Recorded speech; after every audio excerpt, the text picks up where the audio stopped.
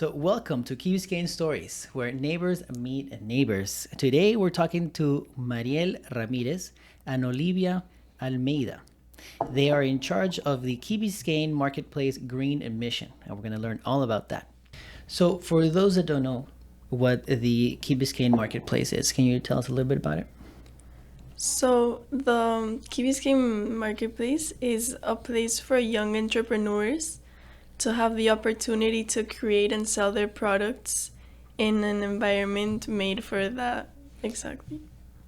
When Olivia and I were younger, what we did is that we started off a bath bomb business, and we realized it was very difficult to get our product out there to the community.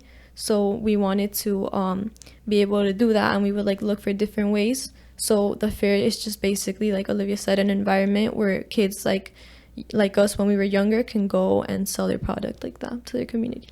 So, the Green Mission, you guys are leading that. What does that mean exactly?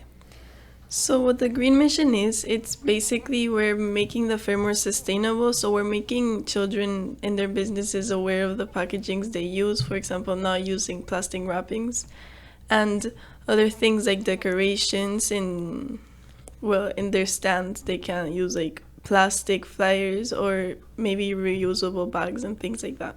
It's basically spreading awareness about environmentally precautious things that they can take in order to have a more environmentally friendly business.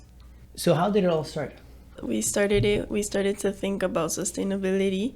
Is last year's fair, after everything was done and we were cleaning up, there was a lot of garbage, a lot of plastic, a lot of non-sustainable materials that we found in the floor. And we really noticed how much it's affecting the planet because of how much there was. And we thought we could change that, and we decided to start the Green Missions. Yeah, so we approached the fair creators, and we told them about our mission and what we wanted to do with this program, and they supported us, and that is how she said the Green Mission started. Talking about implementation, how are you guys going to make this happen throughout the marketplace? So we're going to start off with an Instagram, which we already have, and basically what we do through the Instagram is just inform a lot of our participants of the fair about ways to make their business environmentally friendly. We add quotes of environment, just very inspirational things, and we're gonna do interviews and all that in our Instagram so that the participants, they get to see why they should make their business environmentally friendly. They get to see tips and all of that. So another step we're taking is the fair every year has awards that it hands out, for example, for the more creative stand. And this year we added the award of most sustainable stand. So basically it gives the children a motive to make their stands more sustainable by winning $50. That's great. Monetary incentive is always a good thing. Yeah. Something else we are doing to implement the sustainability is we wrote an article. So basically the article mentions everything from how we started selling bath bombs, how the fair was created and inspired by us, and then we go to talk about how we decided to make it more sustainable, how we came up with that idea, and how we're gonna execute it, what we're gonna do, and how we're gonna help children learn how to make their products more environmentally friendly. One of the other ways in which we're implementing this green mission is through Slingshot. So Slingshot is a platform for all the fairs to be created through. Basically, everyone that ever participates in one of the fairs, they registered through Slingshot. So what we're doing is that we're going to create a platform like PowerPoints and just very informational new part of the website where everyone will get to be able to go through, and they'll see ways that they can make their business more friendly, along with everyone who is wanting to do a fair. They will get to see on how to make a fair more sustainable, and just a lot of tips, a lot of information with our experience, and just everything like that. So what would you like to see these companies do to be more green? So basically what we're looking for, to start off, is, for example, when you buy a product, to not be handed a product in a plastic wrapping, instead in maybe a paper bag or something like that. Something else would be maybe you buy a lemonade to not be giving it in a with a plastic straw or with those plastic cups that we know harm the environment because you throw them away right away. Instead, it could be those paper cups or a bamboo straw or a paper straw. And the same with the foods, no plastic utensils, and try to find an alternative for things like that just to save the planet. Along with that, we also look for decoration wise. So last year, like we mentioned before, we saw a lot of confetti and a lot of just plastic wrapping in the ground that were all part of like the decoration of the stand. So we are big on maybe like plant decorations. Last year, this business created a whole decoration of like plants and like bamboo and all that, and they actually won the most decorative stand. So we're looking for decoration mainly, and like Olivia said, we're looking for ways that you really like notice that the business is trying to be more environmental. So both of you ladies have a business together, right? You guys are going to be participating this year? Yes, we are participating. How did you make your business environmentally friendly? So a way that we made our business environmentally friendly is by using cellophane bags. Cellophane is a thin, transparent material made out of viscose, and basically it's easy to decompose and it's environmentally friendly. So something else about our business is we make bath bombs with all natural ingredients. Since it's ingredients of like soap and everything, it's purely natural. And our decorations, we always use flowers instead of maybe like plastic things to hang. We like to decorate our stand with flowers, which is more natural and more better for the environment. So you ladies have a business, of course, because you guys sell bath bombs. We were talking about that. Yeah. What is the name of the business?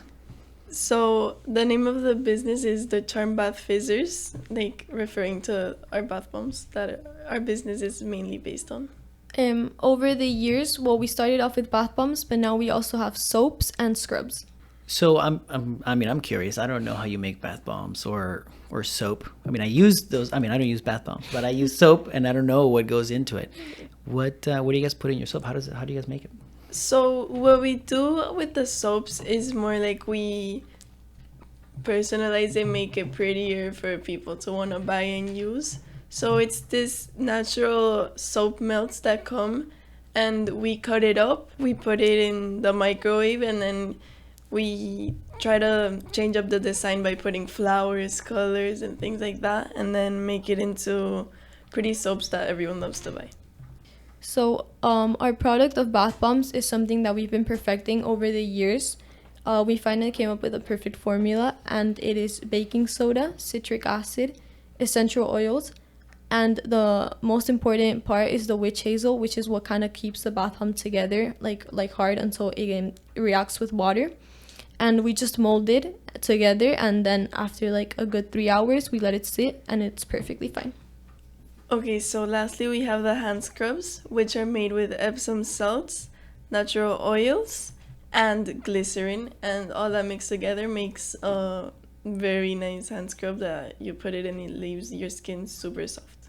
And what about running the business? What has been the best part of running your own business? So the best part of us running our business is that we get to work together, so it's brought us like closer over the years. So then other than being able to do this together, it feels really good to have a business that, we know that we started it, we made it, that it belongs to us, and I really like that. When it comes to, I guess, the most challenging part that you guys have experienced so far in running your own business, what would you say that would be? A very challenging part of us running our own business came when we were trying to create the formulas for selling our product, and what would happen is that, like, I remember we would spend a lot of days trying to perfect the formula. We wasted a lot of money on different like solutions, different chemicals, different like things, and until we like perfected it. And like I said, it took us a good month or two to find out about witch hazel, which is what keeps the bath bombs like together. It took a lot of research, a lot of just everything in general. So something else that was challenging was basically putting our product out there, so making people learn about it, to be able to sell it to be able to get it known. So that was very challenging at first. And when it comes to dividing the work, how do you guys work together? So throughout the years, we've done everything together. We believe it is best because we get to balance each other's opinions out. We get to perfect everything. So if I agree with something but she disagrees, we kind of get to just balance each other out. And at the end of the day, like, it just makes it better and it's funner to work together. So we do basically everything together, all the marketing, all the selling, all the creating, just everything. And what about the future of your business? Where do you guys see it going?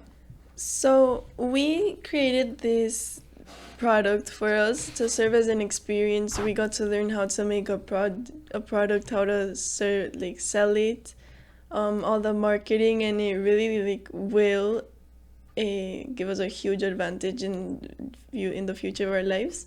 But we don't plan on continuing the product when we go to college, but we do plan on to keep on going with this project of the sustainability, because we believe that it's something that we just have to keep on fighting for. I mean, the fact that you guys have taken an idea, turn it into a product, and taken it to market is a great experience that you can, like you said, you could implement in anything else in the future. So I think it's a great idea what you guys are doing, and what you are doing, what you guys want to do with the green stuff, focusing on that and the green mission after then, like in college. I think it's a great idea. So where have you sold your products before? So we've sold our product before at Golden Hog. We sold them for a temporarily amount of 2 months. We were able to sell them. We also sold them in a lot of pop-up shops where they would invite us to go and to sell our products for a day. So we sold in Lily Palutzer of Biscayne. We sold in Sis Shoe, which is a store in the Sign District. And we also sold, we've sold in the fair all 4 years. And yeah. And also sometimes people order from us to for events or little gift favors. When it comes to the learning aspect of it, what would you ladies say you guys have learned so far? So personally, a big thing I've learned is time management, because it's very difficult as a high school student to be able to meet up, and we have to make the products, we have to plan everything along with all our extracurriculars, along with all our homework, all that. So I definitely have learned how to manage my time better. I've learned a lot about sales, I would say. So how to talk to someone and get them to buy your product, what to tell them, how to explain what it has and how it's gonna help them, how they're gonna like it, and I think that's gonna help me. So one of the things we do here at Key Biscayne Stories is ask you guys about your experience and how much you guys like the Key. So can you describe for me a perfect weekend for you in the Key? Yes. A perfect weekend for me is going to the farmer's market, waking up a little early. Going to the farmer's market, I really enjoy all the food options that there are. Then I like going to the beach with friends, and in the afternoon maybe going to Origin or to Starbucks, to that plaza, and have a meal. And then at night hanging out with my friends at someone's house, and maybe going to pool areas in our apartments, and just hanging out or watching movies or something. Cool. And what about you, Almeida? How would you say, or tell me something about you love about the Key? So I love a lot of things about the Key. I love how close I am to all my friends. So whenever I want to visit them, it wouldn't be I have to drive an hour. I could go see my friends whenever I want to, and it has brought me closer to all of them. And what I love, everything there is, the beach, the park, and everything's just so fun. And I love the Key Biscayne Children's Business Fair. Ladies, this has been great. Thank you so much for coming on the show. Thank you for having us. Oh, my pleasure. Thank you for having us. Oh, it's been great. And thank you for telling us about the Key Biscayne Marketplace Green Mission. I will be there. I mean, I told the organizers, your parents, that they did a great job with the fair, and I look forward to seeing more of it. And yeah, so thank you for coming on the show. Thank you. Thank you.